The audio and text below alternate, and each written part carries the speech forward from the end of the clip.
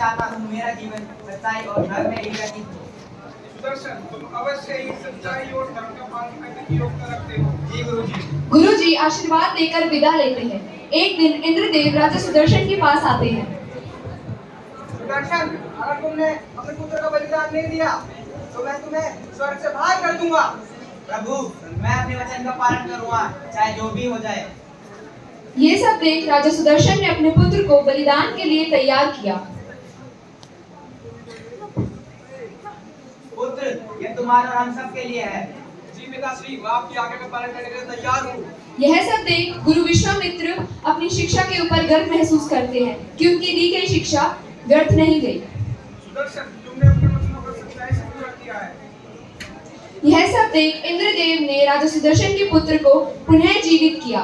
त्रेता युग से हमें यह सीखने के लिए मिलता है कि अगर हम अपने धर्म और सच्चे वचन का पालन करें तो हम अपने जीवन को ईमानदारी और सच्चाई से भर सकते हैं।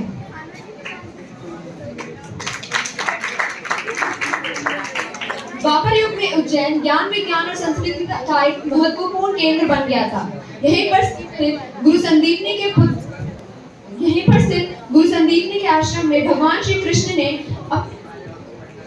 कृष्ण ने शिक्षा प्राप्त करी थी।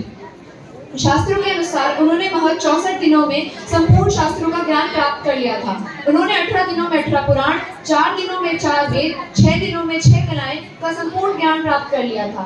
जैसा कि हम सभी जानते हैं कि गुरु से शिक्षा प्राप्त करने के बाद गुरु दक्षिणा का भी अत्यधिक महत्व होता है। फिर एक दिन गुरु संदीपनी के समक्ष भगवान श्री कृष्ण, गुरुजी, आपकी कृपा और शिक्षा ने मुझे अत्यंत संपन्न बना दिया है। कृपया बताइए, आप गुरु दक्षिणा में क्या चाहते हैं? मुझे गर्व है कि तुमने मुझसे अपनी शिक्षा प्राप्त की, और रही बात गुरु दक्षिणा की, उसकी आवश्यकता नहीं है पुत्र। ऐसा ना कहे गुरुदेव, बिना गुरु दक्षिणा की मेरी शिक्षा साक्षात नहीं। तो फिर कृष्ण, मेरे पुत्र को यमलोक से वापस ले आओ। जो आगे गुरुदेव। ऐसा देखकर श्री कृष्ण यमलोक तक जाकर गुरु संदीपनी के पुत्र को ले आए।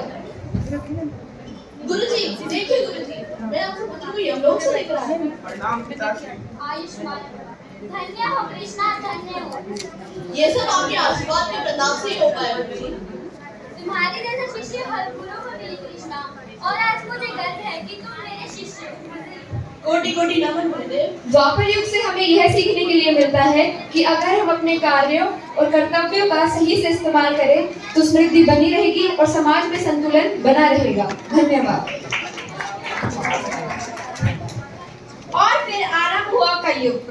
कलयुग को कली संतरण भी कहा जाता है, यानी कली के समाप्त होने वाला समय। इस युग में धर्म, नीति और नैतिकता की घातक स्थिति होती है और अनैतिकता और अधर्म पर प्रबल। यह युग भले ही अधर्म का युग हो, लेकिन व्यक्ति निष्काम कार्यों के माध्यम से इस युग में सतयुग का आभास करा सकती है। तो आज हम ऐसी ही कहानी देखेंगे जो हमें कलयुग में सतयुग का आभास कराएगी। गौतम बुद्ध का जन्म लुम्बिनी में 563 ईसा पूर्व इक्ष्वाकु वंशीय क्षत्रिय शाक्य कुल के राजा शुद्धोधन के घर में हुआ था। राजा ने अपने पुत्र को सभी सुख सुविधाओं से परिपूर्ण जीवन दिया। उन्होंने सिद्धार्थ को किसी भी प्रकार के दुख व पीड़ा का एहसास मात्र भी न होने दिया था। परंतु एक दिन सिद्धार्थ को नगर भ्रमण की इच्छा हुई। सेनापति जी, राजकुमार, आज हम महल के बाहर जाना चाहते हैं। आप तैयारी करें, शीघ्र ही निकलेंगे। जी माँ जी, अवश्य। वह एक प्रसन्न मन से नगर भ्रमण की ओर चल दिए। रास्ते में बूढ़ा व्यक्ति, सेनापति, क्या हुआ इन्हें? यह ऐसे कमर झुकाकर क्यों चल रहे हैं? राजकुमार, यह व्यक्ति वृद्ध हो चुका है। वृद्ध अर्थात इनकी उम्र बढ़ रही है और समय के साथ शरीर कमजोर पड़ता जा रहा है। इसका मतलब तो क्या मैं भी बूढ़ा हो जाऊंगा? राजकुमार, आप ही नहीं, हम सब बूढ़े हो जाएंगे। सेनापति, चलिए आगे एक बीमार व्यक्ति को देखकर, सेनापति, अब क्या हुआ इन्हें? ये ऐसे कपकपा क्यों रहे हैं? राजकुमार, यह एक बीमार व्यक्ति है जो बीमारी से अत्यंत कमजोर हो गया है। इसका मतलब तो क्या मैं भी बीमार पड़ जाऊंगा? अवश्य राजकुमार, आप ही नहीं, हम सब बीमार पड़ जाएंगे। सेनापति, चलिए आगे बढ़ते हैं। आगे कुछ लोग इनके सामने से गुजरते हुए, राम नाम सत्य है, राम नाम सत्य है, राम नाम सत्य है। राम नाम सत्य है, राम नाम सत्य है।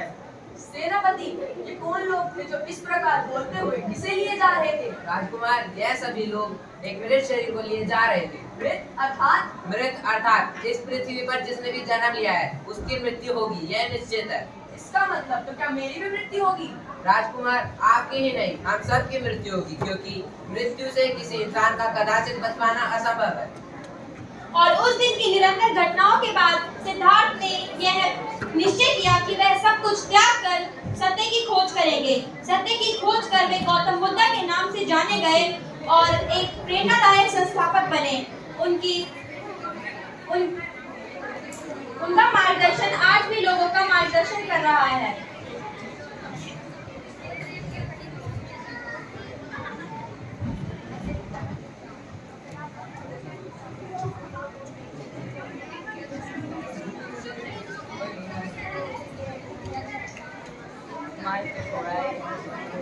तस्मात् सद्गमय तमसो मा ज्योतिर्गमय मृत्योर्मा अमृतं गमय।